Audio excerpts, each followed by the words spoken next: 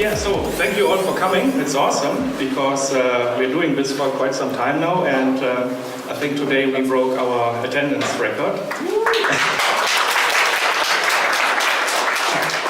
Right, so quick introduction. I'm Alex. I'm organizing this since 1 year now. Yeah, this is Magdalena, our host for today. She's senior concept artist at Ubisoft Blue Byte, and I'm very, very happy to have her because she's a bit sick, but luckily we have a microphone so she doesn't have to speak too loud. Right, so usually we have a little bit of a different format here. We have some small talks at the beginning, or micro talks they are called, and then have a big mingling and showcasing at the end. So we do this every month, but I thought we just do this, we try something new, which is this workshop kind of thing. And I'm happy that some people actually brought their laptops and tablets and are taking part into the practical part of the workshop. If something isn't like perfect, then just tell me afterwards, and I hope next time it will be better. Right, so usually we have a round of introductions, but we are way less people then, so that wouldn't make sense today. But I hope later on you will all network and share your business cards or show your profile, your portfolios to each other, to Magdalena, for example. Right, danke.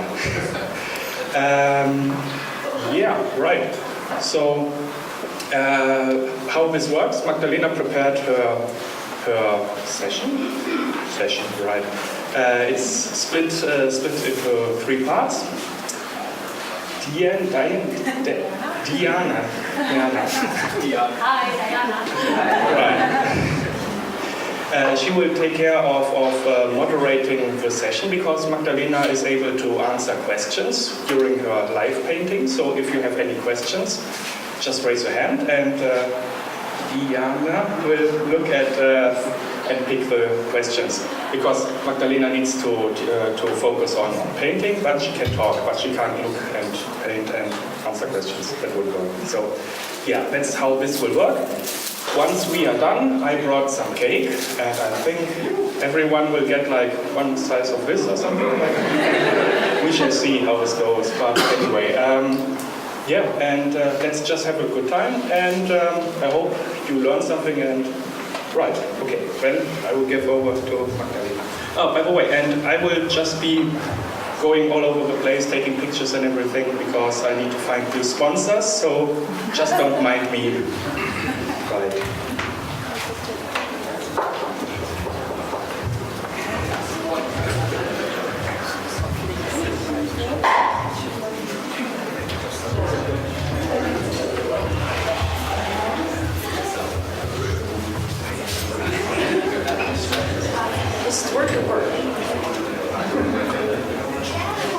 Welcome everyone, thank you again for coming.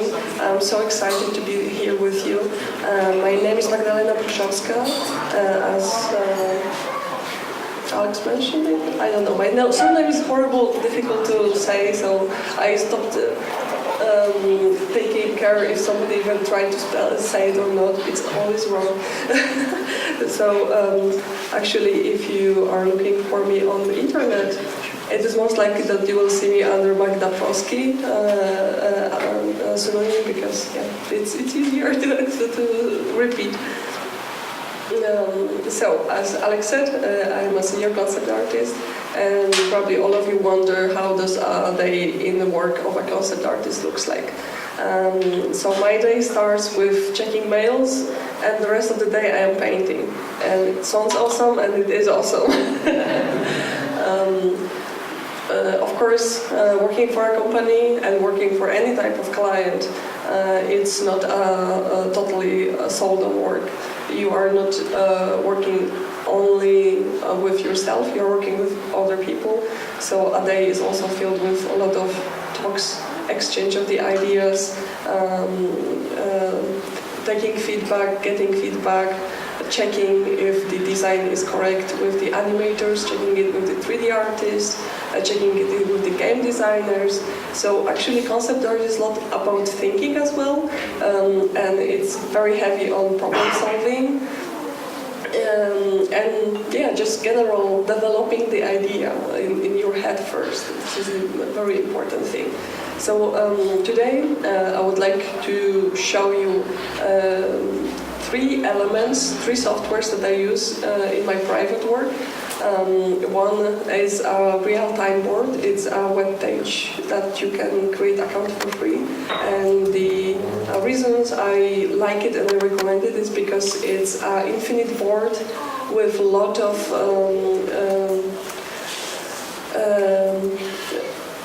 add-ons that you can attach files, that you can write text, that you can draw arrow from this point to this point. So it's perfect tool for collaboration. And what's cool that it's web-based, it's that it's live. So if there are multiple people log into the same board, you see live how they interact with the board. So you have instant feedback on process of your work. You don't have to wait for mail in half hour feedback and later you start working on something and then 15 minutes later there is a second mail because somebody else also want to say, like, there's instant feedback with the real-time board. It have chat. Yeah, it's really versatile and I really like it. I wanted to show it to you and hope you will use it someday in collaboration with other people. If you have occasion to collaborate with anyone, it's always such a great experience because that's mainly what you will do later in your professional work as a concept artist. It's working with others, and I think motto of when you work with a client, you want to make him happy but not prove them wrong, and that's always important in any type of job. You have your space where you can be totally creatively free, but there are aspects of the work that you just have to accept and do your best to fulfill the task. So this will be, first part I will show you the personal project I did with my friend, with developing a character, and second part will be me just drawing, and then you can draw questions to me, and if you have your laptops, if you are interested, I have an installation of Clip Studio Paint and Corel Painter, so if you want to try it out now, those are trial versions, so just ask me, I have it on USB stick. So the second part will be that I will show Clip Studio Paint and I will show working Corel Paint. Okay, so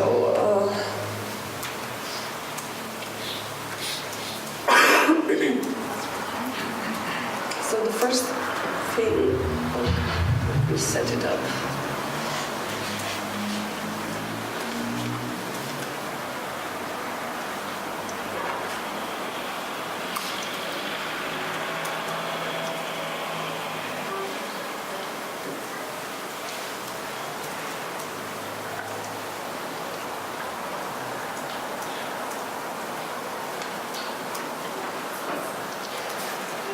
As I said, the page is called realtimeboard.com, and you have a free account here, and I think limitation is to have 3 boards with the free account, but the content that you can place on the board, I think right now is infinite. They change it very often, so I don't take it for granted what I say today.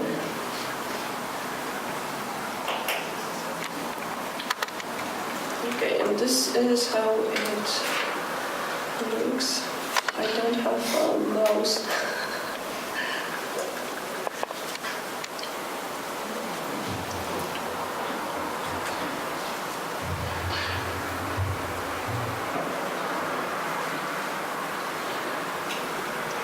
Okay, so the whole idea of the real-time board is that, as I said, it's an infinite board. And when you can place pictures, what is really cool, they have an extension for Chrome where you can just go on any page, right-click, and instantly grab it to the real-time board. So it's like super quickly to put something inside. Awkward silence.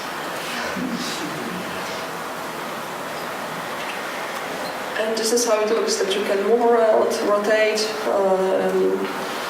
pictures, add notes, add arrows, and make collections, make frames. But yeah, to begin with the project. So my friend from work, who is an animator, he wanted to try his hands on Blender first time. He wanted to do a 3D character, but didn't have idea, so he asked me like, "Oh, would you collaborate with me on this? Do me a concept?" And I was like, "Yeah, sure. It's always cool to do something extra." And as I said, the motto of as a concept artist, I want to make people happy. I don't want to prove anybody wrong if I work with them. So I gave him total freedom. Like, so tell me, what do you expect? What would you like to do in 3D? What type of character? And he said like, maybe Game of Thrones fan art, a chibi version of some character. I was like, okay, so collect me references and let's start with something. So that was like a first stage, that we were just sitting on the internet and looking at the chibi, super deformed figurines, Game of Thrones things, and like somehow step by step, like moving, okay, so maybe Marvel, and all those styles also are super cute, like more cartoony, more Pixar, nice cute faces. Other examples of chibi figurines. At some point, a friend found this more low poly style characters with realistic rendering, especially this one, and it's like, yeah, that would be cool to do actually in Blender for him, because he's total beginner, it will be his first model, so he wanted to do something simpler. And that was totally fine with me. It's like, but it instantly gives me some hints what I need to take into consideration. Like if it's a low poly, then I know that I need to think about using more hard edges on surfaces and on objects that will be part of the character later. But still, we didn't have a theme. Like, okay, so are we going with this Game of Thrones or what? And it's like, nah, not exactly. So I throw him an idea, because I see it very often right now on the internet that people are doing like fictional new character to some popular game. For example, they will do new character for Overwatch, and it's like, maybe that's something like that would be cool to do. And it's like, yeah, I like League of Legends, Misfortune, to play with mods, Misfortune. And it's like, yeah, but maybe male version and chibi. And I was like, okay, you want to do pirates? And he's like, yes, I want to do pirates.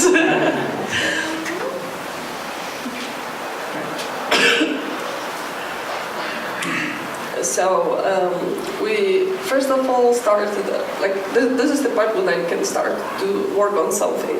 And first was just to figure out the body shape.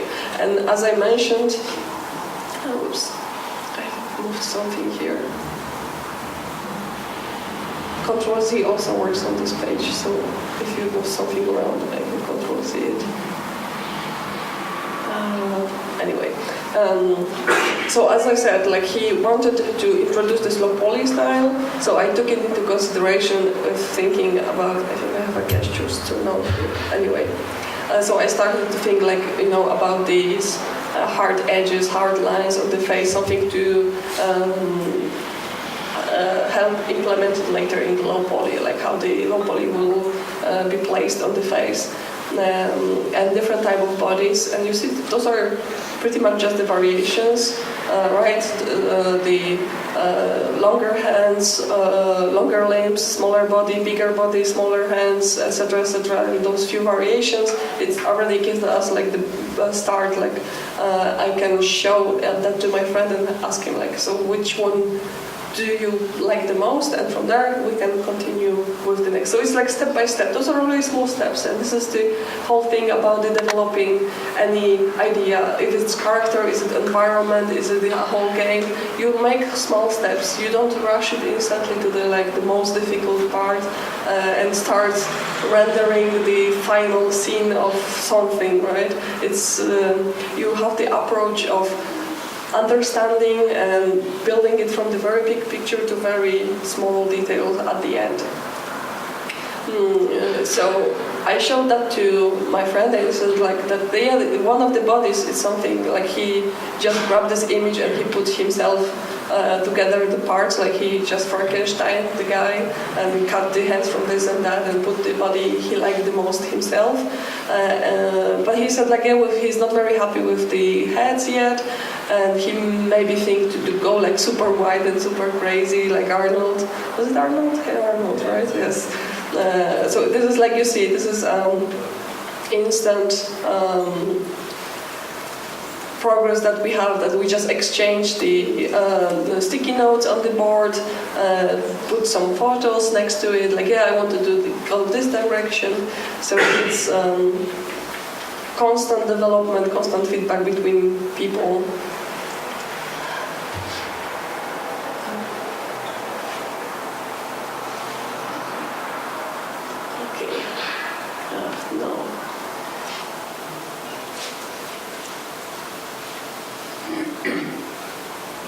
And this is the next part, when we set the body shape. We still have I still prepared more variation with the head shape, but it's already starting to have hands and legs, right? And he starts to be super excited, like this is a good direction. This is what he wants to do. And we at this point we figure out that my sticky notes are pink and his sticky notes are yellow. And I think the greens are his girlfriend, because she also wants to have one color of the sticky notes on the board. And just throw in the pictures and still feedback, like for example, that head somehow attracts me the most with the shape, and those are the things that we interact. And as I said, also there is a chat that if we are both at the same time, we can also exchange ideas in the chat. But if we are talking specifically about the one picture, we just put sticky notes and put a lot of arrows and stuff like that. As you can see, there is also, this is like our main construction that we used as to show the progress. But on the sides, we also constantly collect references, more pirates, like which part of the design is cool to do. Like for example, this one manga character, the friend said like, he loves this layering in the clothing. So it's like, okay, so that's cool to remember in my head later, that when I do concept art, that it's something that he said he liked. So when I will introduce it, he will like the last output, right?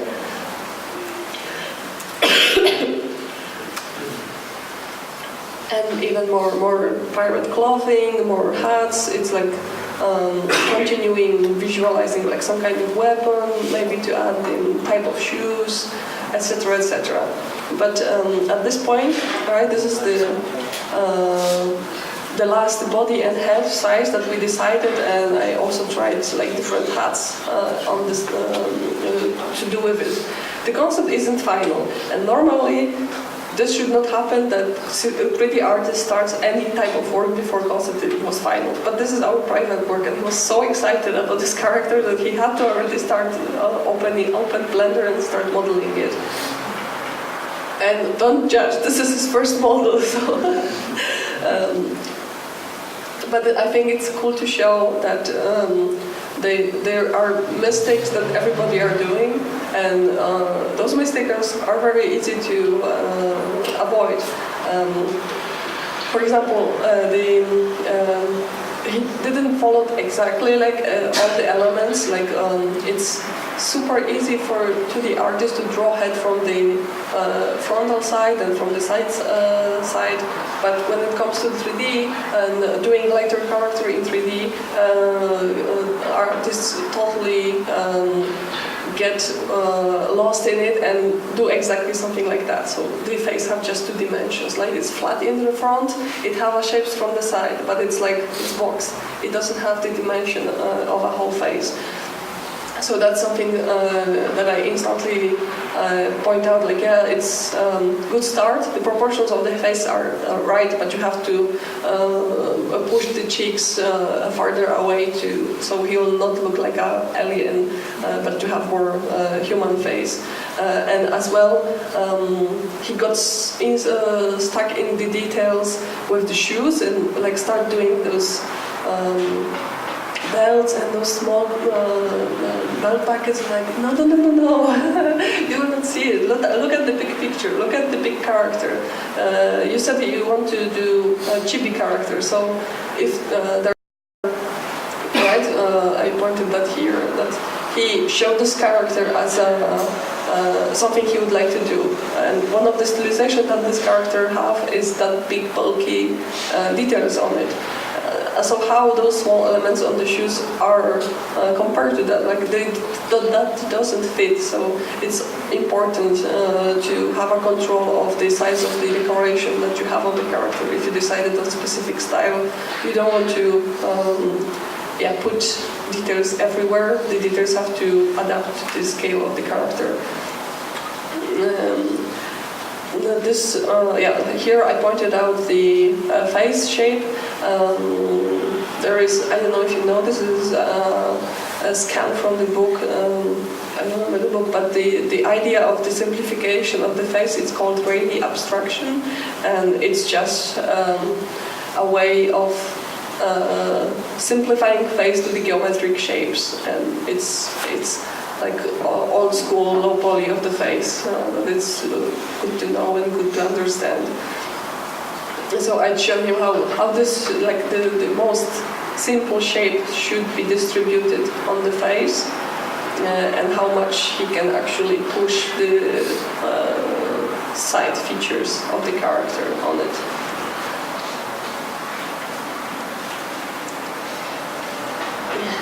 Yeah, and here the correction of the shoes, starting some first attempts at giving him a beard and a body. The face is corrected, but I said like, it's not exactly there yet. So I give him an overpaint of a face, and what I think is also important to correct, like most of I'm still missing the ear on this one. Like ears are really important to identify the whole face, because it really shows you the whole wide of the face. If you don't see ears, you identify that the cheeks are the ears somehow, right? So it's important to always place the all elements already as soon as possible, and later adapt to the details and push the stylization on it. So this is for example, like the one of the things that I thought is that when the pupil in the eye is so small, he looks like he's on drugs slightly. So I said like, maybe scale it up so he will look maybe more cuter. To again push even more the side of the face. Make a nose more bulky and things like that. I showed this image as an example of how on different characters how shadow is created on the cheeks, how far pushed are the cheeks. Like this is really round on those. So I wanted to point to him that he can really push the shapes far away. I think I also. Those are his references for low poly. What is also cool with the real-time board is that you can place GIFs. So here's before and after. Of those small changes that I wanted to point out.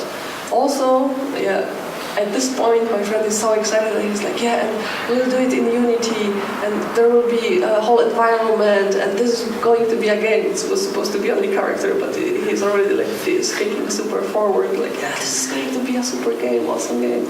And I already started doing environments, like, slow down. And he, like, for fun, did a treasure chest, and I was like, this chest, because it's not based on any concept art. It doesn't have any style, and it's super plain, the most plain treasure box as you can imagine. And it's like, yeah, it doesn't really fit. And if you want to have the idea for stylization, there is very simple recipe for it. I don't know if it will be well readable on this, but can you see those lines? Not really.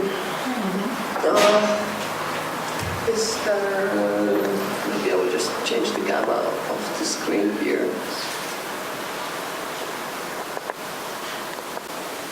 Just give me a second. Any questions so far, maybe? Yes? It sounds like you had stuff on the go. Do you normally work more structured, or do you have a strict structure in your head? Or do you go with the flow and know from your experience what you have to do? Depends on the team that I'm working with. Sometimes it's you work with a person who everything already is described, he knows everything, and you really need to go and ask for every single details because they already imagined everything, right? And sometimes it is like that we don't really know what to do, but we want to do something, so we are like, then it's like just with the flow, you go with whatever is happening.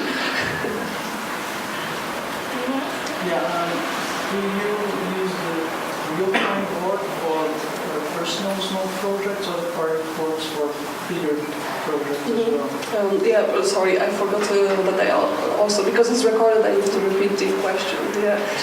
So the question is, do I use real-time boards for personal only, or do I use it for the bigger work? The thing is, unfortunately, we don't use it in Blue Byte. But it has options for big companies, like there are the professional accounts on the real-time board, and totally it can be used as a professional tool for a bigger company as well. Anyone else? What was the name of this book from the face? I don't remember the book, but I will write it.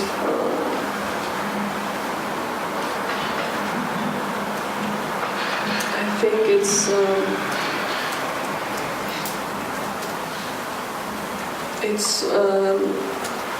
really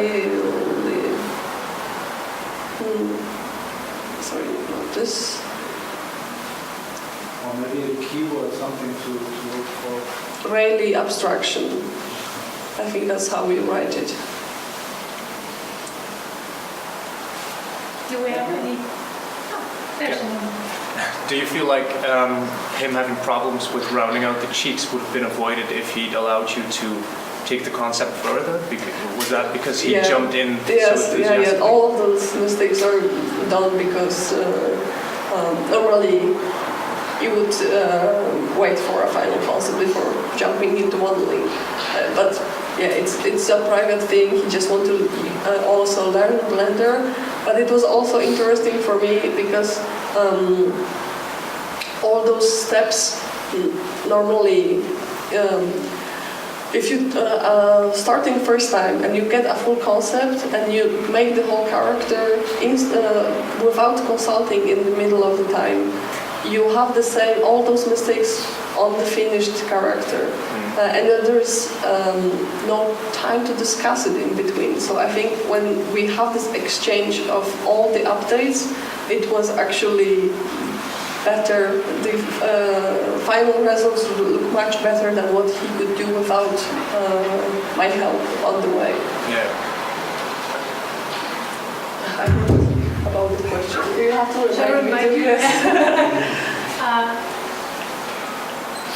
You're still. Is it better? No. Okay. Anyone else meanwhile? Yeah. I have a question about finding a style when you try to do low polygon models, because I find a lot of references for cute styles like chibi, but if you try to do something stylish and cool but in low polygon style, do you have any recommendations, like with your online resources, to find inspiration for not only for characters but also for environments? environment? Yeah, probably just look at other questions.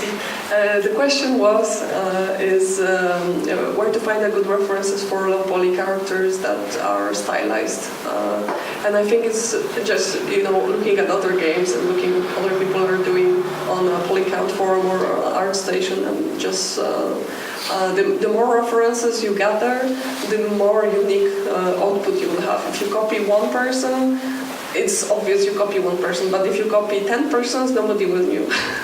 So the more references you gather, it's better. Is it better now? Maybe it's just too early here. Seems good enough. So is anyone that doesn't see anything from those tests, or can you at least see something? Something, okay. Something. Good. So the thing with the chest, let's analyze why is it the most boring chest ever. And the thing why it's so boring is because all the spaces between elements are equal. And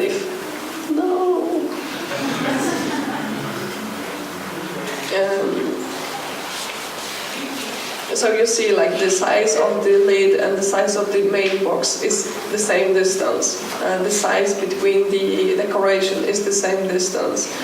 All those frames here is the same distance. It's perfect if you're an engineer, but it doesn't help you if you are a concept artist and you want to create some unique style. So the best way to break the boredom is to experiment and change those proportions. And I give him 2 examples how you can make a very quickly cool looking chest. It's just to, for example, change the size of the lid, right? So we have one box that have a super heavy lid, small box, and it's twisted, not equal, not symmetrical, and that's instantly makes any object looking very interesting and cool looking. Or the other way around, when the box is a big one and the lid is heavy. But yeah, it's the easiest trick to create a cool style is just to play with the proportion.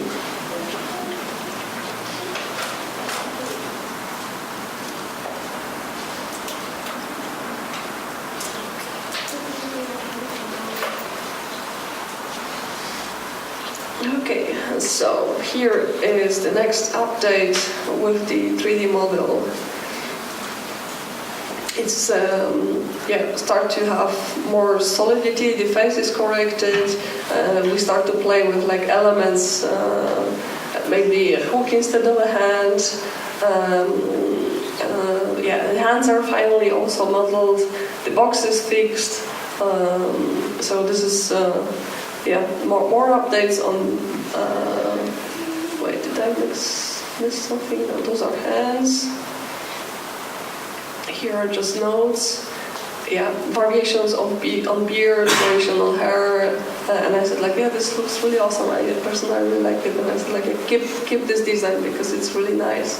And a friend said at this point he said that he doesn't really like the color palette he chose for it, and he don't know what to do about it. And there's also one more pretty useful trick how you can create a very harmonious looking color palette very quickly. I think we have color palette. It's all very greenish. Oh, okay. I just noticed that it's a pink sticky note, and it's not really pink, it's yellowish. Oh, I don't know why. Maybe just change the defaults. Where is the...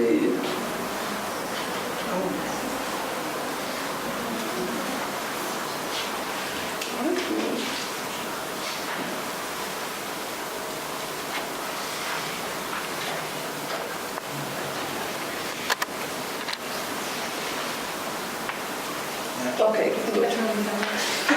Yeah. So I wrote that quick way to create unified color palette is to any colors can be unified. The easiest way by sharing eco of one color, just to create a new layer and set it to overlay and to lower opacity to 30%. So what do I mean by eco? Because his first question was what eco is. So I mean by this that if you are creating some kind of color palette and you want to unify it, like you choose colors and they look horrible together and you don't know what to do about it. The easiest way is to create a new layer, choose one color, like if you, for example, want the whole atmosphere to be warmer, you choose a red color, you fill the layer and lower the opacity to 30 and just put it on overlay or something like that, so you return the value of the colors that you choose at the beginning. And thanks to that you have this touch of this one color in all the in all colors that you choose for the palette, it instantly unifies the whole spectrum of the colors. So here probably also will not be extremely well visible.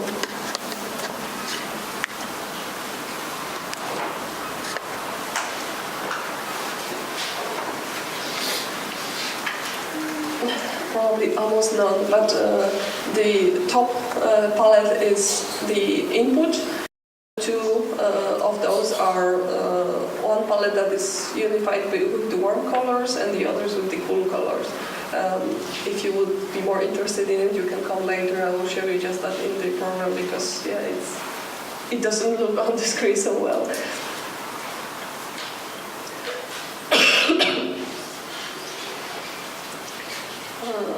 Okay.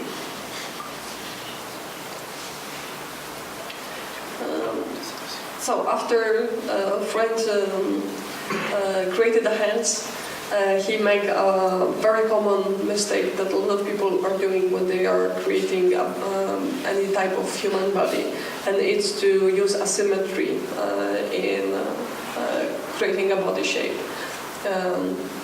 It's something that you totally want to avoid. In organic designs, you want to avoid having this symmetrical shapes in any way, because it totally destroys the flow in the character design. And so instead of having something that looks like a snowman, or you can say, I'm often using word force, like in the line there's a force and it's directed. If the direction of two forces in two lines are either going to each other, right? So they are touching, it's disturbing, and when they are going away, it's like not pleasant for a design. It's much better if you have a design of a shape that is more zigzag, so there is a flow inside the line, or when you have a straight opposite the curve. This also helps to make a design more pleasant, and you can see that here, right? How those hand constructed on symmetry looks like. It's strange, right? It's very. It doesn't look organic, it looks like a mechanical element, and just having this more fluent shape, and it's just using those, as I said, just opposing the curves and or placing straight versus curve, it helps the design of a body very much.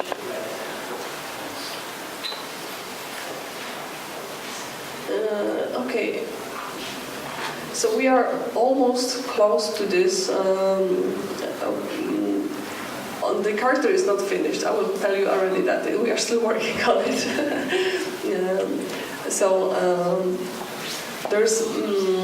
This is the final stage of the model that we had. I still thought that maybe we can change something with the costume, add more layers or something like that. A friend was thinking maybe about the gun, and I was like zooming in here, looking at it, and like, what the heck is this? Like, this is a tube, this is not a gun. So it's other aspect that is really interesting and cool and good to do when you are doing any design is to understand what you are designing. Research is super important. If you do a gun for a pirate, you don't do the first thing that comes to your mind. You really have to research why they use these shapes, like what was the technology in those years, what was the function of the weapon, right? So I make on the side a research of a guns in that era, and what they were using were the flint guns. And they were totally inaccurate, or they didn't shoot at all because they were wet, or they didn't have enough black powder to shoot with. So the weapon was designed in a shape that it can be actually used as a mace as well. So it had the long barrel, and the ending was like very heavy, so you can hit somebody with this as well. If we want to go for a weapon that have like a very big head barrel, they look this way, right? This is like a shotgun of their times. It just worked that you fill the barrel with the pellet and use the black powder to shoot everything, and it was also incredibly inaccurate. It was just to scare people. But the most scariest weapon was this incredible thing that I found. It is actually a real thing. It was called a duck foot. It was totally unreliable. But if you saw a pirate with this gun, he was scared as hell. So it's, you find while you're researching things, you find so cool stuff that you can implement in the design later. So absolutely, research is must to do. Okay, so this is the final stage that we are here with the character, and what I am going to do is, because I didn't finalize the complete concept, it's mostly just almost done in all this progress, but I would like to do a picture when I give the character some kind of personality. So I hope today I will show you the whole process of creating a more, illustration, or more like the emotional character design, right? When is it important to do for a game only if you know that the character in the gameplay have a depth and it's connected with this character some way, right? If that's an NPC, then I wouldn't do emotional illustration for the character. But if it's a main character, and as I said, friend imagine it as some kind of platform game. So we were even thinking like, what is his personality? We'll even name him. His name is Kip. So now. So Kip is a pirate who was not invited to birthday party of his friend, and he's totally insecure, and but jumps instantly to any action and thinks about it later. So this is the personality that we gave him. And I will try to do illustration. We'll start with Clip Studio, and later move to Corel Painter to color it. We can take 5 minutes break. Good. So let's take a 5 minute break.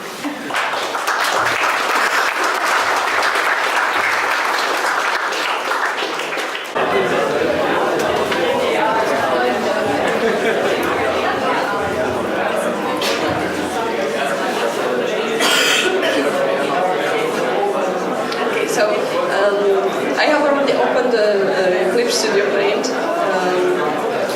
It's very light software, light and cheap.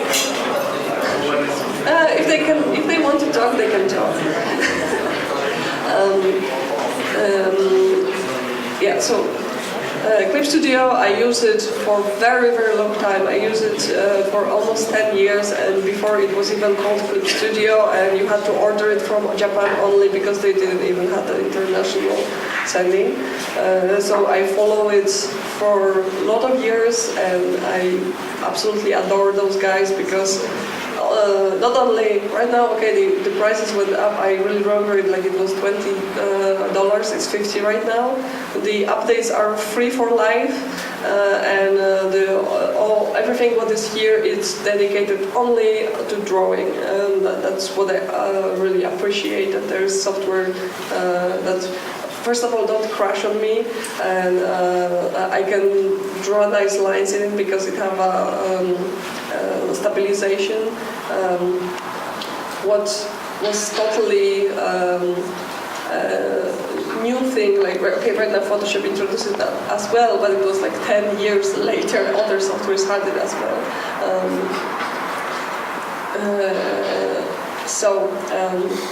Clip Studio is kind of similar to other softwares.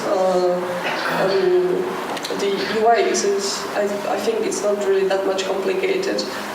You have tools that you can choose from, pencils, pens, brushes, airbrushes, stamps, and effect brushes. For example, what is also really cool is that all the ribbon type brushes are also deformed with the continuation of the brush stroke. They are not just stubs. I will show you in a second to find something cool, right? So we have, for example, keep out, and you can. It will continue really smoothly with your brush stroke. What is also really cool, and you can create your own brushes that are ribbon style. The other thing is that what I mentioned earlier is smoothing of the brush. So if you ever try to do liner in Photoshop, you know how jiggery the lines are. And Clip Studio have something what is called stabilization, and it works this way that lines are super smooth when you draw them, and also I think there's turn it on higher. You can see how slow it is. It's almost like I think it's called lazy Nezumi plugin for Photoshop. So you can have pretty similar. Or there's also like after. In the latest Photoshop version there is nice. Yeah, as well. Yeah. So the latest Photoshop as well had like built-in the stabilization already.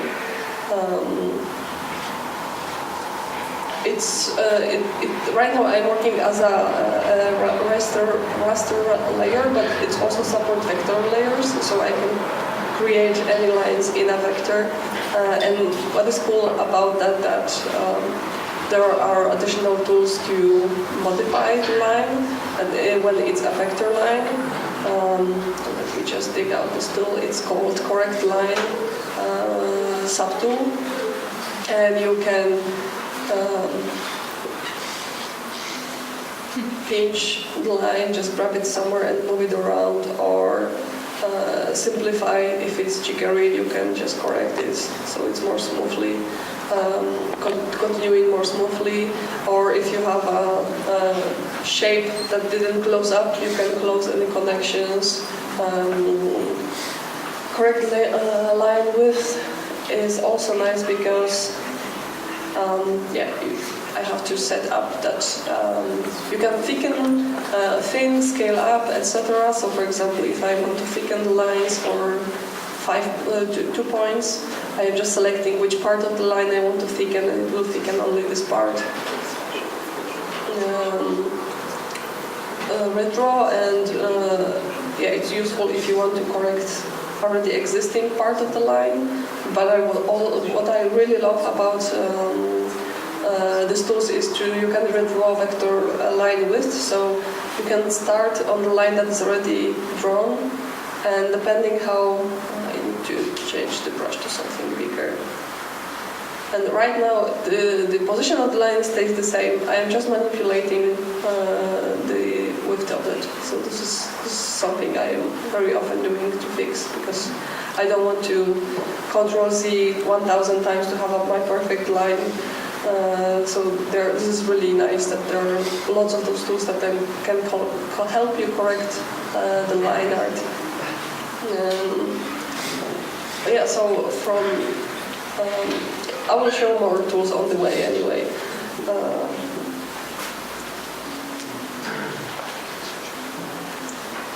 So the thing is that I want to draw. I keep jumping over a barrel because I think it's also I can show more cool stuff that it's possible with Clip Studio, and the topic with the barrel, it will be nice. So, and yeah, I want him to be in a dynamic pose. So I don't know, it will be something like that. And I'm still thinking if I want to, what is important for me in this perspective, or like, do I want to exaggerate perspective and, for example, make his heel super big and the rest of the parts smaller, or something to imitate the like super wide camera. Okay.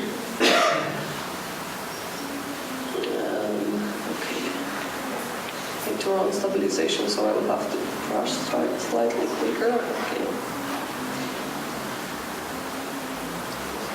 Maybe he will hold a gun, I'm not sure yet.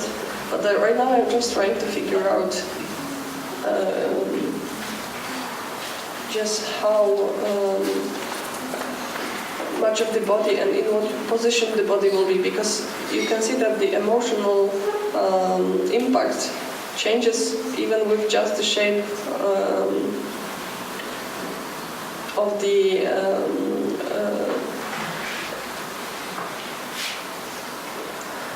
spine. Yes. Oh no.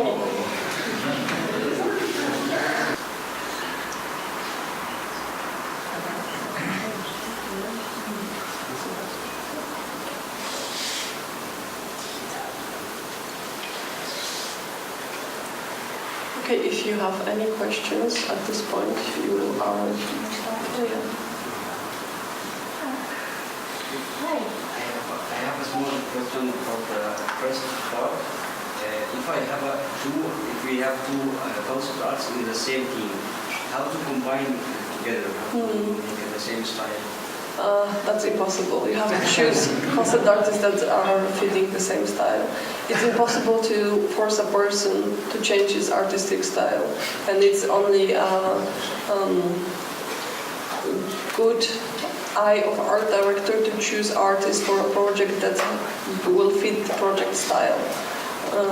It's the only way. Is it what are the art directors looking for? Is it more a chibi style like you do here, or a more realistic proportion? The question is what art directors are looking for, and the thing is that it all depends on the project, right? If, for example, all mobile games are going into more cartoony, chibi, cute things. But AAA games will have super realistic worlds in it, and you will most likely never win a position in a big AAA company with a chibi portfolio. So you have to adapt to the position that you are applying for. If you want to work on the AAA games, your portfolio have to look like those quality games. If you yeah, it's kind of connected with the style. It's really difficult for me to say. It's important to have a style as a concept artist, because I think it's actually much better if you are versatile and you can do as many styles as you can. You will always have your own voice in whatever art you are doing and whatever proportions of the stylization you are doing. And it's best to just learn the physics of light and shadow and be able to work with any style possible. But if you have very individual style and you are wondering what you can do about it, then the freelancers have the I think that's the best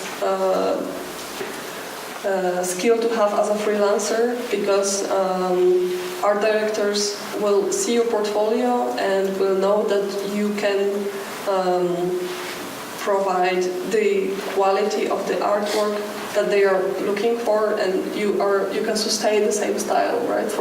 With what you already have in portfolio. If they see your portfolio and say like, yeah, I want to have picture like this, but with my game, they will hire you for that. Anyone else? Yeah, I have a general question. If you apply to a studio, for example, who has an art director, who has like the last word on whether this client, whether this guy or girl is going to get a job or not? Is it the CEO, or does the art director actually have to approve it? The question is how the process of hiring artists looks in a company. So if there is a position open for the artist, it means that everything what is connected with HR is already set up, right? The HR cannot right now say like, oh, we don't hire you because of something. It's only up to management and our director, when I think the strongest still voice have the art director when hiring a person. Of course, interview is important, right? So it's important to see the person and talk with the person, because it's a group work, right? It's a teamwork. So in interview, don't be scared of interview, because mostly what companies want to do when they are interviewing you is to just see if you are not a psychopath or something like that.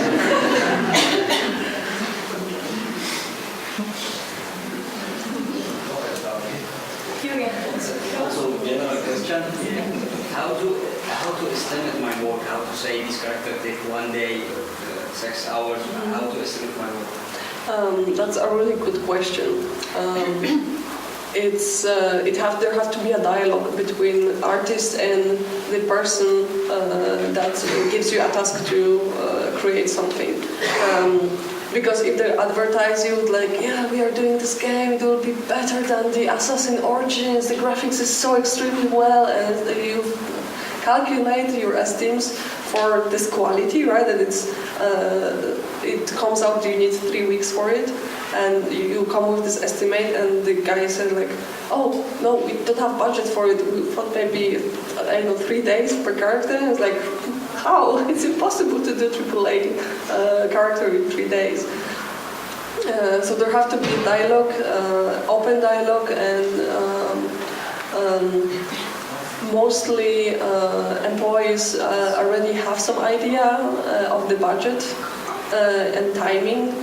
And the best is when they can say like, okay, we have this amount of time to finish the project, and you said that, and then you adapt your style for it, because it's possible. I can do concepts in 3 hours, but they are just liner, and with the flat color, they will not be super rendered things, and nobody can expect that I will do something super rendered in 3 hours. But you can adapt. It can be still a good value concept art at the end of the day, anyway. So they absolutely have to be a dialogue between you and the employee about the estimates. I'm just looking over you, I maybe a little personal question. So I feel like people don't like line art in general. Like when they see something, they will always say like, oh, it's so cartoonish, it's not painted. So I was wondering, what's your preference? Do you like to do line art or painting? The question is that people don't appreciate line art the same way as they appreciate painted works. I personally do more paintery things, but it just comes from that I have a traditional training as a painter, and it's easy for me to think more in shapes instead of lines. Like lines are actually more difficult for me. But like do you have this? Does this opinion come from social media, or is it comes from the working environment? Like where did you hear that the line art is not so great? Well, I feel like I hear it all the time, and it's not my personal opinion. I don't know. I just felt like people don't appreciate it as much. Maybe online, probably more. Yeah. Honestly, yeah. Most of the concept artists are very good at lines, and oh no, it says it's detached something. No. Yeah, I will finish the question first.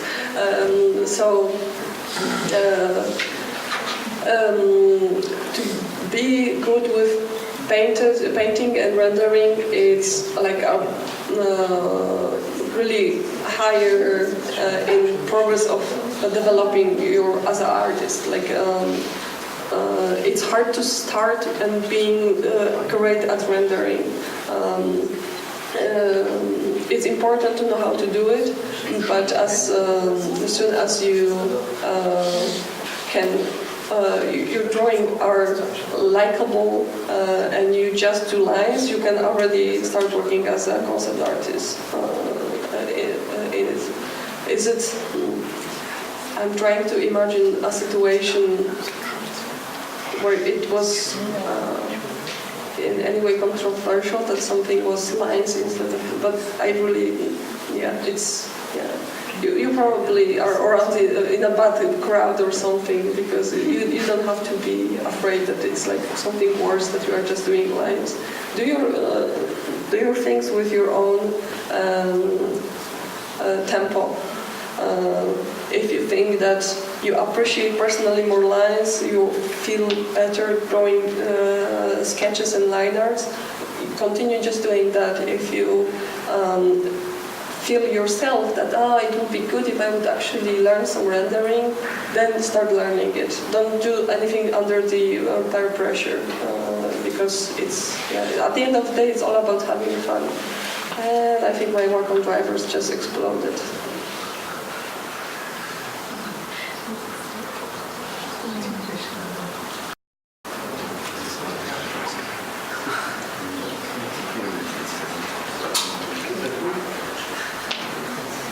It's not detected, of course.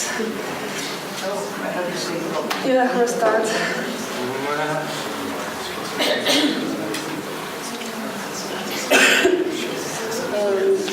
5-minute break because I need to restart the computer.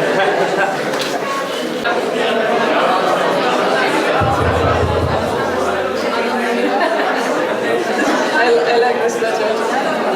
Okay, so I'm back. It's working. Yeah, okay.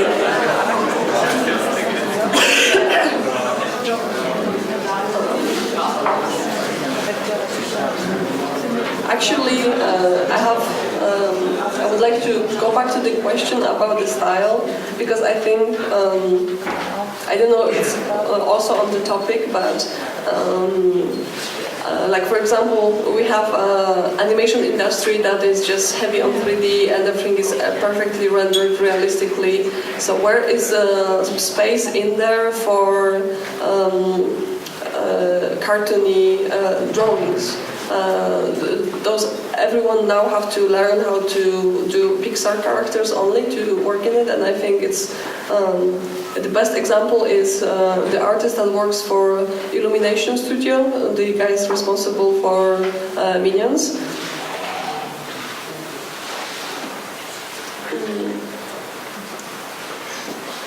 Because those concept arts have nothing to do with what is in 3D later. Like there are absolutely no 3D, and they are totally legit. Like that's exactly what they are used in the movie. And this artist also worked on the Thing and Secret Life of Animals. Was it called? No, I don't remember. Of Pets. Yeah. and he always used this style, and it's in 3D artists' hands to create 3D out of this. So yeah, I think it proves like the style of the concept arts doesn't really matter as long as the idea is good.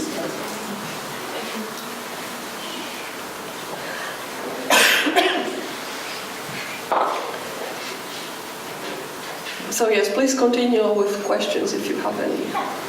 Starting here.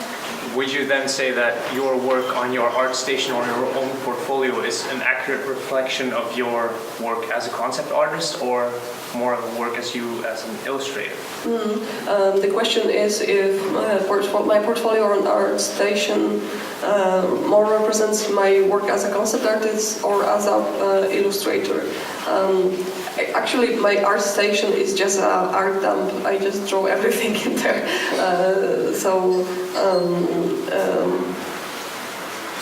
Yeah, I do think about myself more as an illustrator because I do like to have a whole finished picture with the background and with all the details.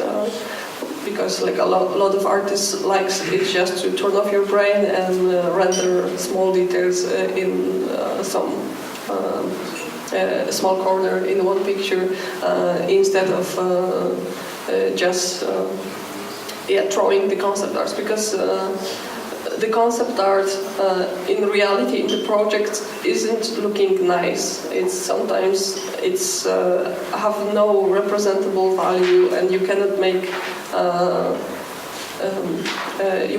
a making of book out of it even. Like what is kind of funny is that a lot of making of books with the art, those concept arts weren't concept arts at all. They're already like the marketing art produced for marketing the product, not for creating the game. Like the most hardcore rough concept arts you will probably never see because they are so rough. Even the artists don't remember what's on it. So yeah, it's totally like different style, different type of arts. Way back there. Can you maybe get up so we can hear you better? Thank you. Adding to this, would you rather recommend portfolio sites like ArtStation or like more personal, individual portfolio sites, for example, Wix, Carbonate, something like that? The question is, do I recommend ArtStation or any other platforms for portfolios or personal pages? Honestly, your portfolio have to be designed for the employee that you apply to.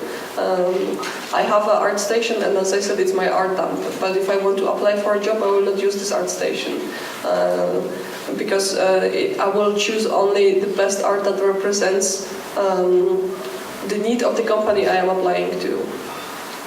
So yeah, it's like sending ArtStation to company is good. Like it doesn't say you don't have to have a private web page. It doesn't mean anything. Do you use if you have a private web page, if you use ArtStation, or if you just send PDF with all your portfolio? It doesn't matter at the end of the day. So which platform you use? So use whichever you feel most comfortable with. And I think you said it before that the companies will look for a certain style probably. Mm-hmm. So if you apply, you should send them stuff that they are looking for. Exactly, yeah. So yeah, the company, your portfolio is designed with this in mind, what style the company have. I know if I'm repeating already myself, but if you apply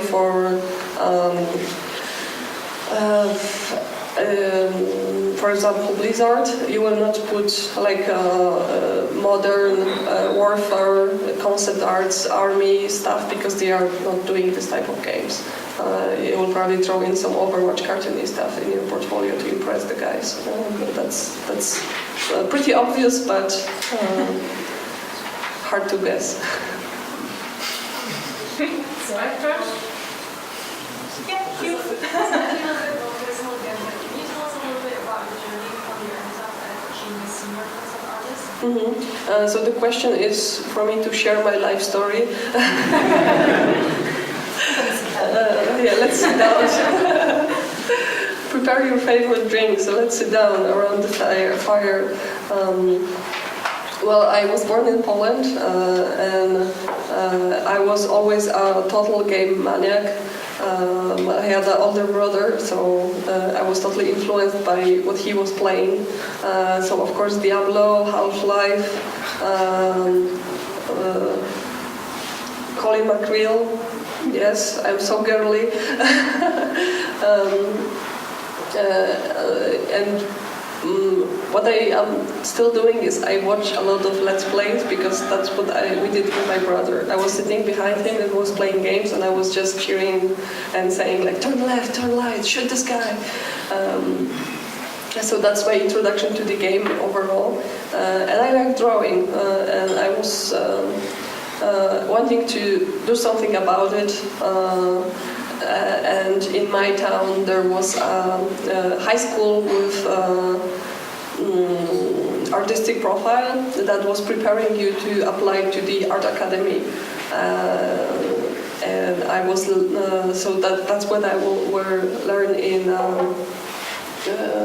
traditional painting and traditional art. But it didn't help much because all of our teachers were totally dismotivated guys. They said just openly that you will never get into the artistic academy because for one, you are not good enough, and for second, the situation back then in Poland was that you had to have somebody from family working in the academy to really get in. So you need to have good contacts to get in. It was pretty unfair, and well, one of the side effects of my traditional it's so hard to draw and talk at the same time, my God. Side effects of my artistic education was that I was also trained in the design, so I wanted to earn money and do art, so that was my first goal. And I went to the advertising. And it was before iPhones. Remember that, it was pretty long ago. And the game industry didn't exist in Poland at all. The Red that you know for Witcher was just publishing games in Poland, and that was all what they were doing. They were not working on any games back then. There were no universities with the game design. Gosh, I'm sometimes invited to the games lab, and I'm like, oh my gosh, guys, I'm so envy. Like, you can study this stuff. This is so great. Like, if I could spend 3 years studying how to do it, it would be so beneficial. Because I was totally green. I went straight after high school to work in an advertising agency, and it was fun. But I like drawing more still, and I work on my skills.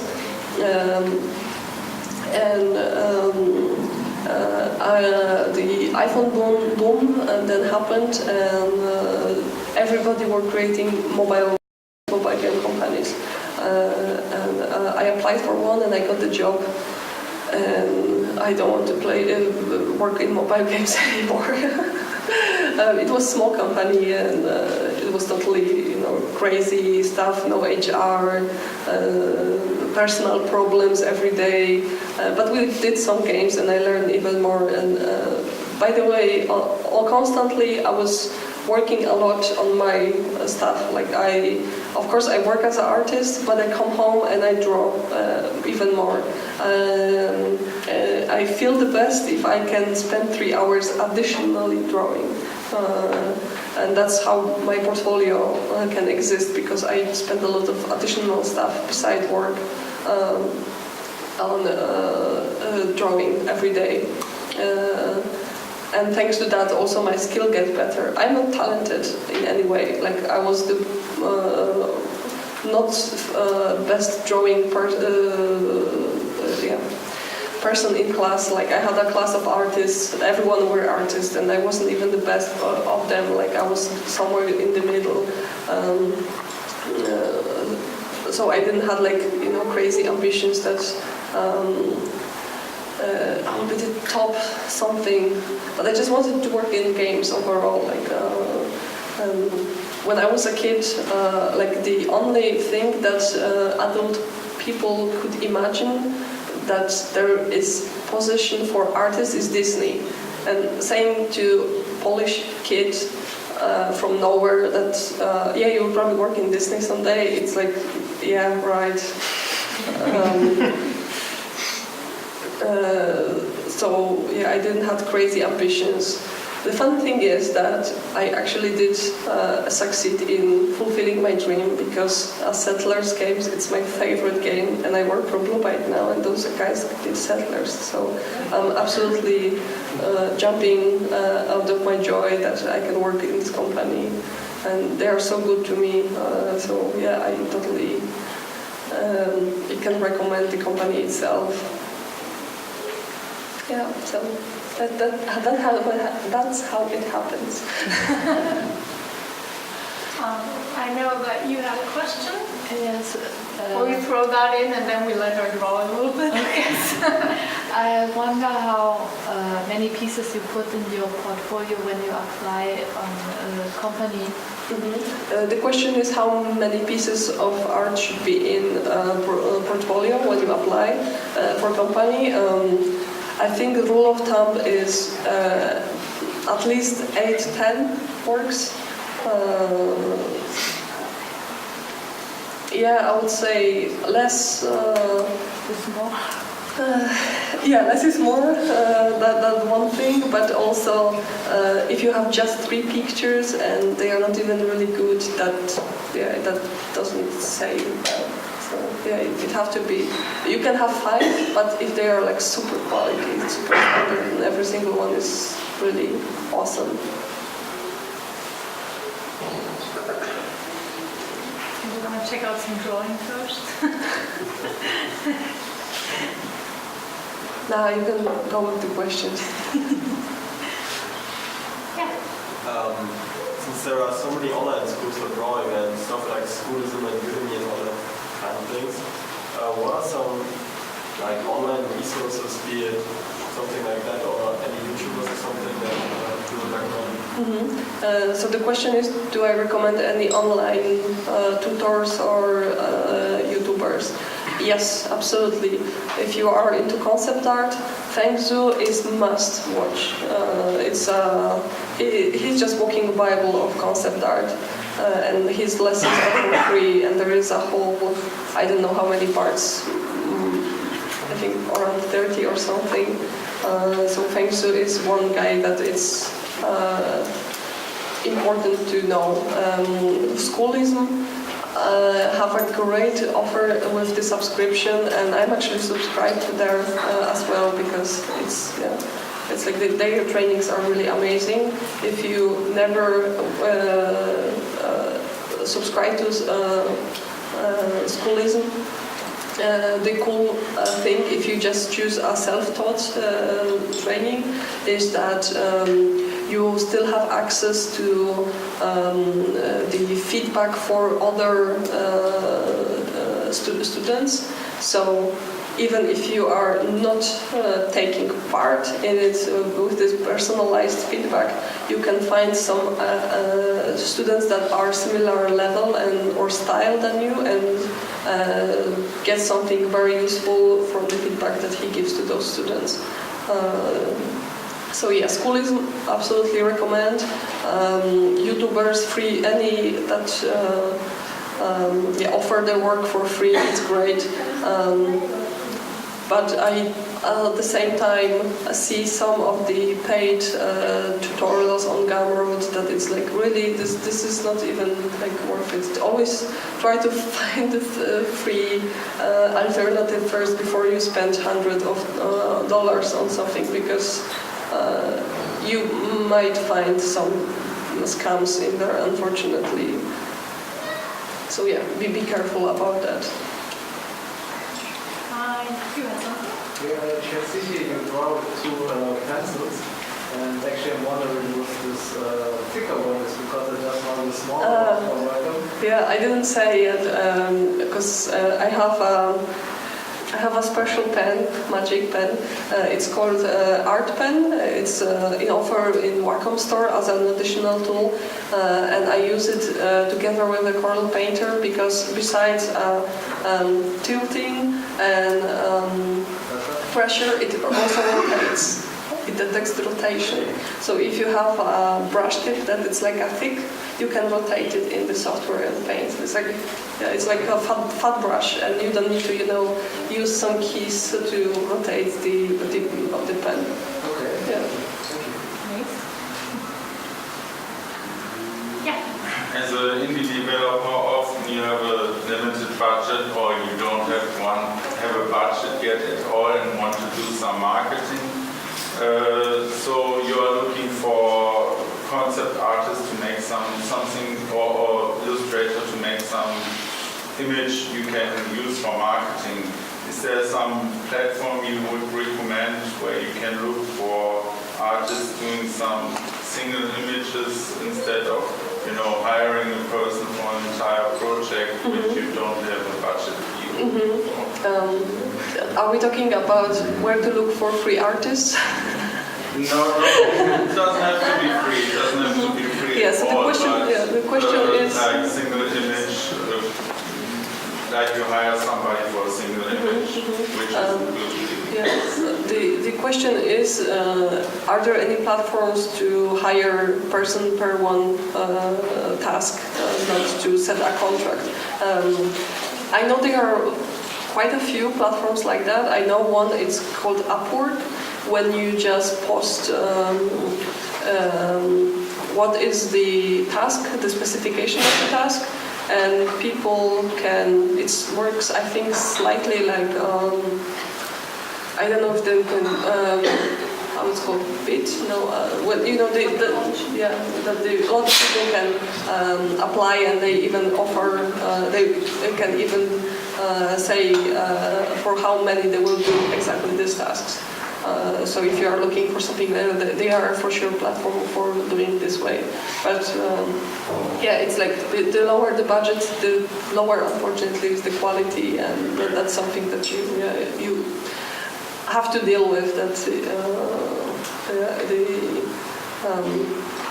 the money is a thing. Like I don't think it's good to work for free in any way, and it's important. No, I don't expect free at all, but like a limited frame where you don't need to hire an entire artist for, or be like, yeah, this project got this scale, and I really just want one image for now.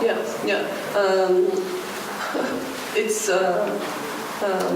I don't remember the names, but they are possible. I know they are there, so probably just Google research and you will find those the kind of thing.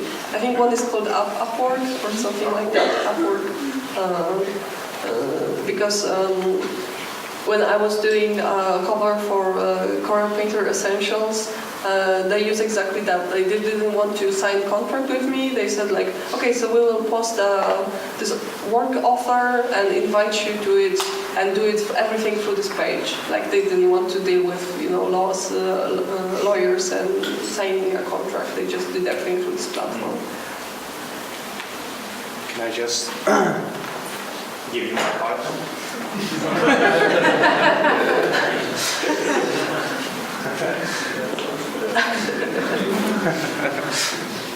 Now you get some person. Anyone else? Oh yeah, you again. I have a question regarding pricing when doing commissions and stuff like that. So I'm sure there are many people who draw a lot, and people and friends will come and say, hey, draw this for me really quick. I'm sure everyone knows that. Yes. Of course you want to do it for your friends, but it's now to a point where it's work as well, and not only fun. And I feel like many people sell their work under the price they price these things, and how do you feel okay taking a certain amount of money when doing something you like to do? So the question is about pricing your work and how to price it for friends and family, if it's even possible, and about the prices in general. So if you're entering some kind of market that already exists, like for example the commissions on DeviantArt, you cannot go above it. And this is very unfortunate that the market can be broken by people who just undervalue their work and they do commissions for $1 or for just this DeviantArt money.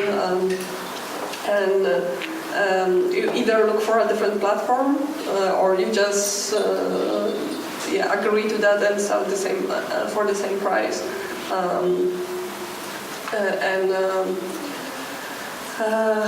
How to calculate overall your work is just a matter of can you afford living for it.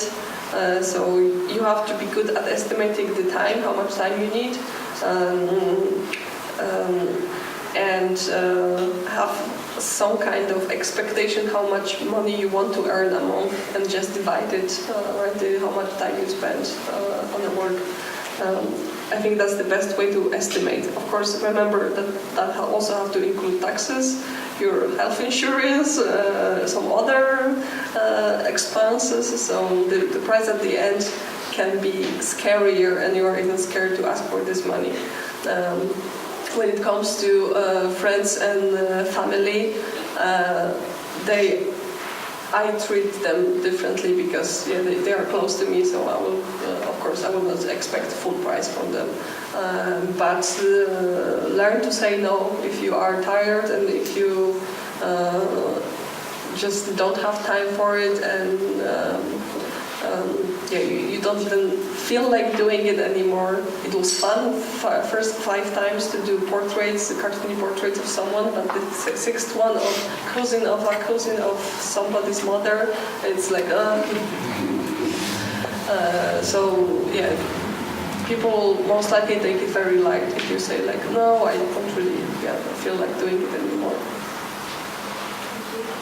Be prepared for people not liking you from saying no, maybe.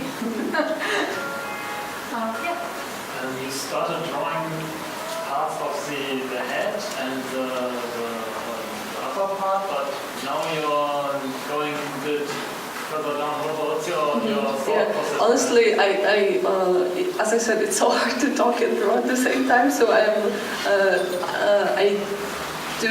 I start to do stuff automatically right now, so I'm like more doodling. I do start often with the face because it's at the end of the day the most important part of the picture. Everyone who is looking at the character looks first at the eyes and at the face and the expression of the face. So I want to make sure that whatever character I'm doing, I at least seal the face that it's cool and it's nice, and I personally like and continue with the work. And often it is that way that I will start with the head and later I will just start to figure out the body.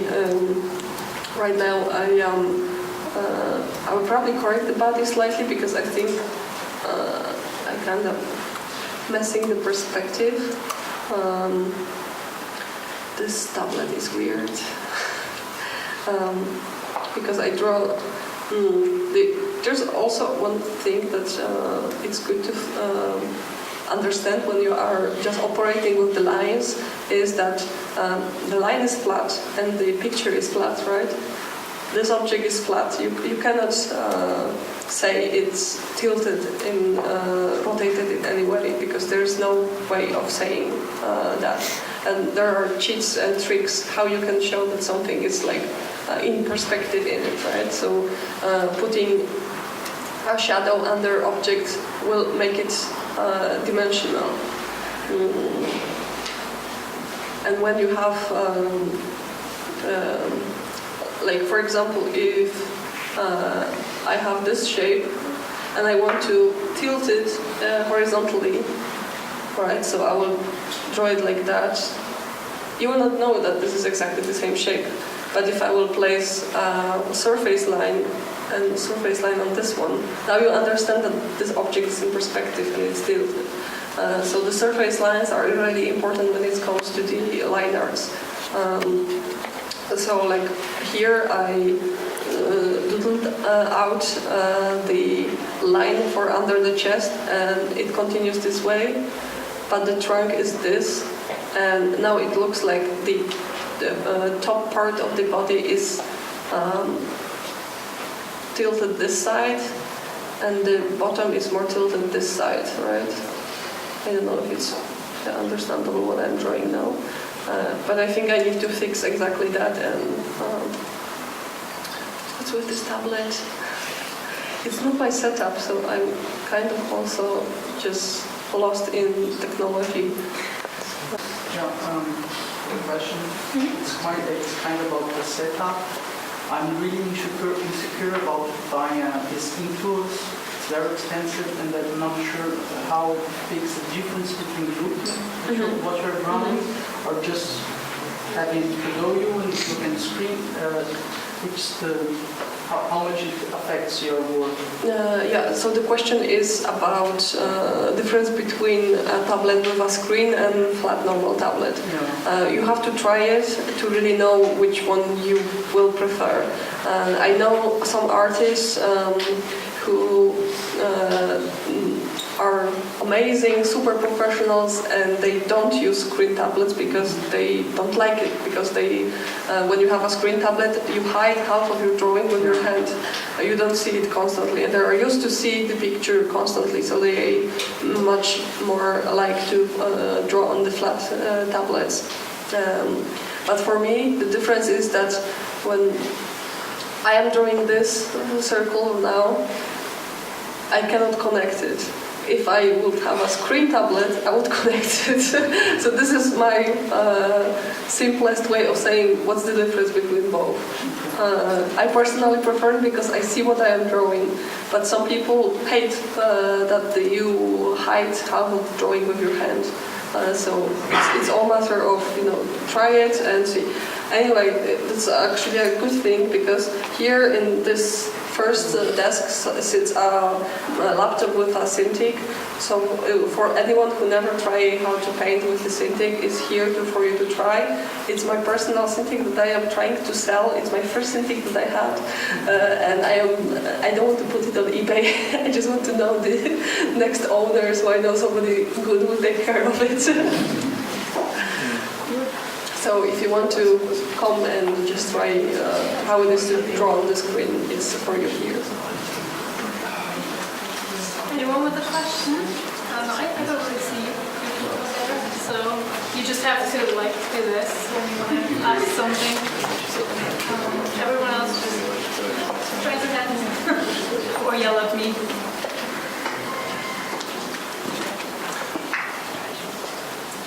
Back to this technical question about screens and tablets. Is there any difference with the pens? Like, does the tilting help, or does the rotation help, or pressure is just enough? The question is about the tablets. Are there differences? I mean, you have a traditional education with pencils and. Honestly, there are a lot of tablets are advertised by how many pressure levels they have. I worked with Wacom since the pens had 512 levels. Now they have 4,000, 6,000. I never see difference between. Let's say a moderate one is 1,000. Yeah, maybe if I would immediately switch from like the lowest level to the highest level, maybe there's a slight difference between the pens. But at the end of the day, you can create the same good-looking art with both.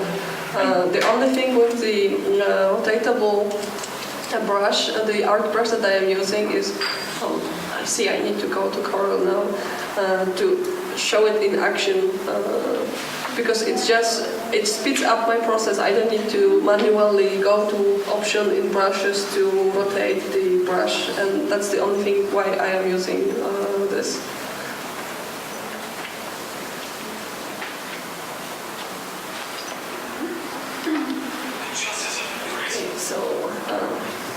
contrast enough to see that the brush is... Okay, so this is the tip of the brush, and when I am rotating the pen, it rotates with the pen, right? So if I want to draw a big space here and want to have a more thicker line on the side, I'm just using the side only. And that's the only difference. I just got used to it, and I really like that I can do that.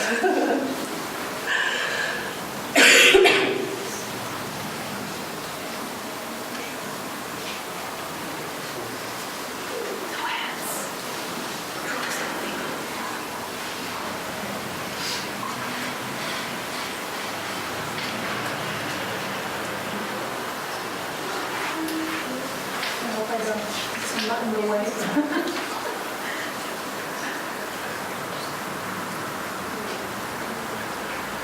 Yeah, I don't want to overextend it, so I will just draw a few extra lines to finish it. It's not even perfect. There's one also cool tool that I didn't show you that Clip Studio have. When you draw on the vector layer, and for example, you can see that exactly here in those spots when I just overextend one line over another, because I already got used to drawing this way in Clip Studio. I don't know what's with the driver for the Wacom. It's somehow strange. Anyway, so for example, if I am drawing some shape, and please stop.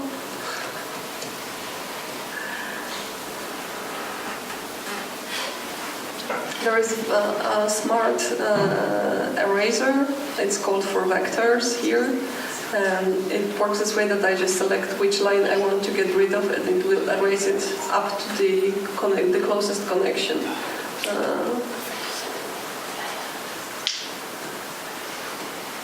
Sorry, the Wacom is just doing strange stuff.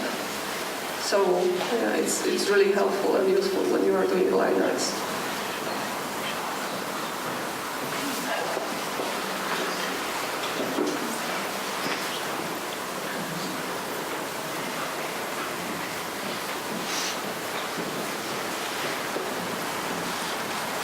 Just checking.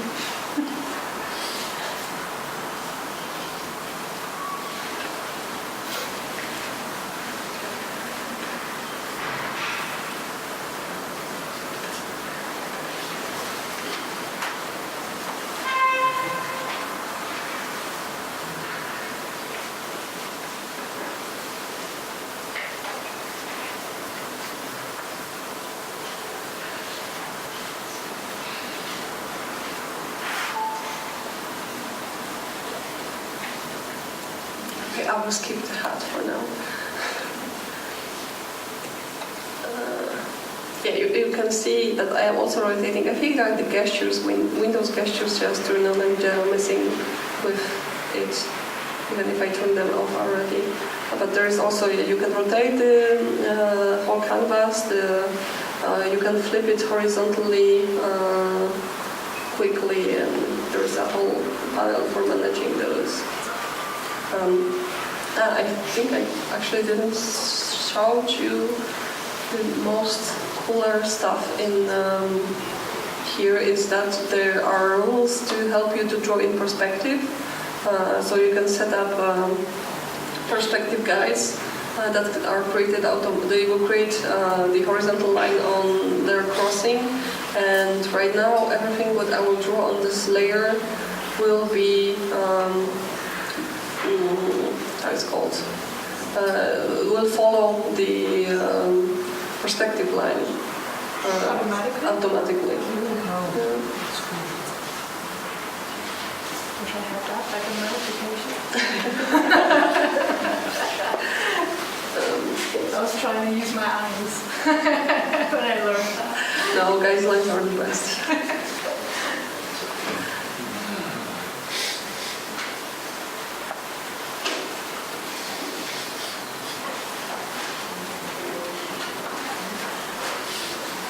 Oh, nice. A hand. You said that there are... So we can hear you better? Thank You you. said that there are vector layers and raster layers. Is there any reason to not use a vector layer because they seem much more dynamic? Honestly, probably it's better to use vector layers.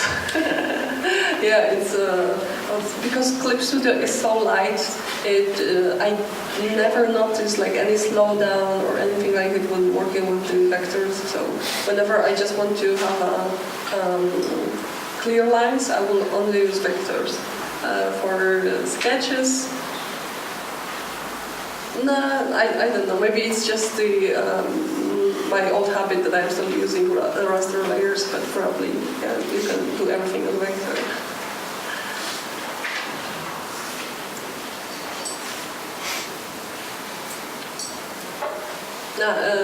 Also, you can save to Photoshop file here, so there is no problem with moving file between softwares.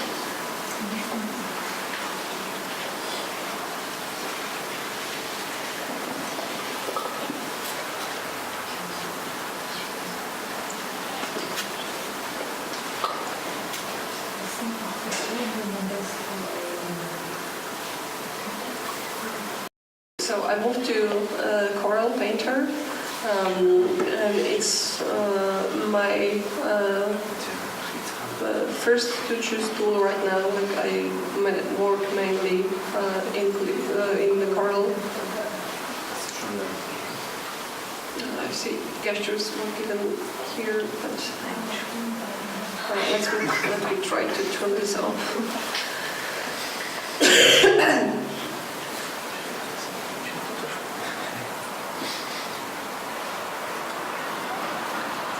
Hope this will help.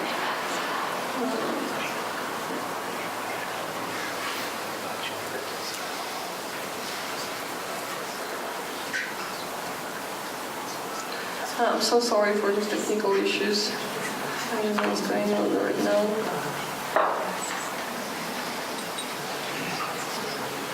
Wouldn't be a good presentation without them, right? Always have to explode. Well, it's really takes a long time. I am already speaking for 2.5 hours.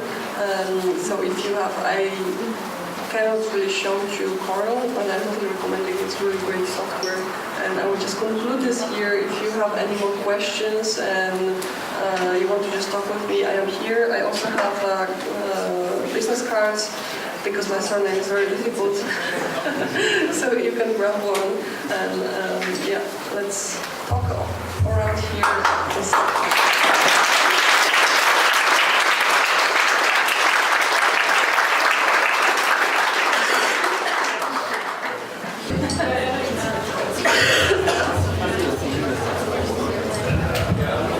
Okay.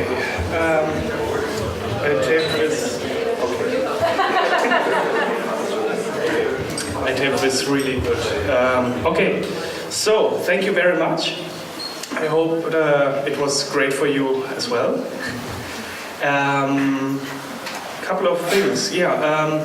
As Magdalena said, she will be around, and if you brought your portfolio with you, show it to her, get some feedback, and show it to other people. Maybe if this area gets too loud for talking about portfolios, we could go into this room in the back and on the left. Right, so what did I want to say? We do this every month, and many of you are here for the first time. So if you like this, and if you consider yourself a game developer or are interested in game development, feel free to drop by every last Saturday of the month. Right. At 5 p.m. we will have pizza. I just ordered some pizza. However, before you applaud, it's not free. That's the thing. Because I already paid for the cake and I couldn't afford to pay for the pizza. But yeah, it's like €1 a slice. It would work out. However, the slices are pretty small, but better than nothing. But still, yeah. Right. Where's Andreas Bresser? Yeah. Andreas has an announcement to make because he's looking for someone to join his project, right? Not really. I'm not looking. It's the University Wuppertal that is looking for either people who are interested in augmented and virtual reality, ideally as PhD student. I know most of you here are artists, but maybe you know someone. So if you know some people who are interested in augmented and virtual reality, either as full-time PhD student or as a thesis, or maybe even someone who's a software developer in the field and is interested, yeah, talk to me.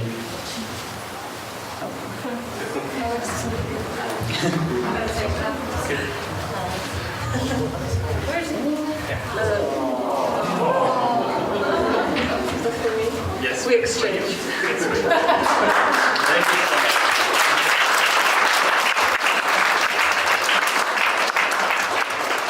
Right, okay. Now we have a raffle to do, actually, because some of you may want to take part in the raffle, I heard. So, as you may or may not know, Magdalena did the cover artwork for Coral Painter Essentials. And I just talked to Coral and asked her, yeah, so your artist is here, so maybe you want to donate a license for us to raffle away? And they said, yes, of course we want to. And that stuff costs more than 400 euros or something. So aspiring artists and many students are here who don't have much money, so that's a good thing, I guess. And also, Magdalena donated a license for the other software she showed, Clip Studio Paint Pro, right? Okay. So how this works? When you came in, you hopefully signed the list, and next to your name is a number. We have a random number generator app, and yeah, so 2 lucky winners will be raffled for. Right, I just have to figure out what to do with the microphone, if you could.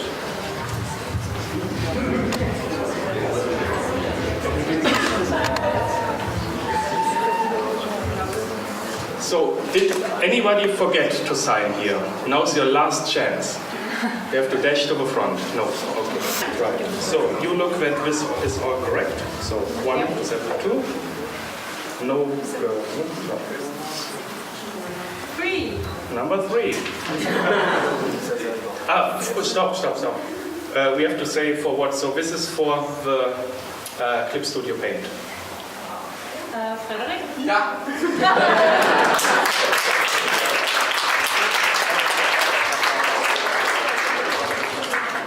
Well, that's a good start for you. Very nice stuff. Right, okay, well now for the big one. Also, it would be awesome if I could take a little photo for you, because Coral won't post it, but they want to know, I'm sure they want to know that we really handed it out. Right, so. Number 6. Gina. Yeah.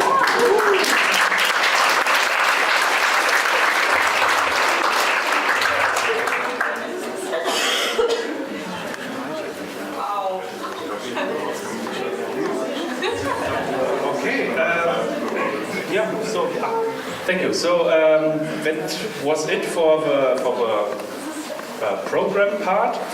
As I said, we will have pizza in like 20 minutes.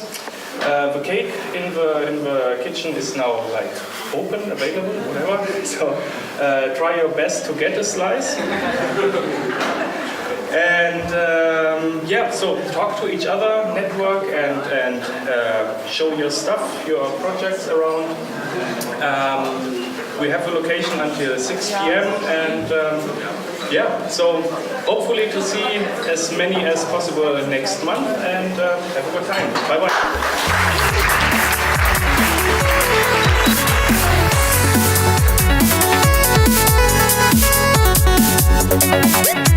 bye.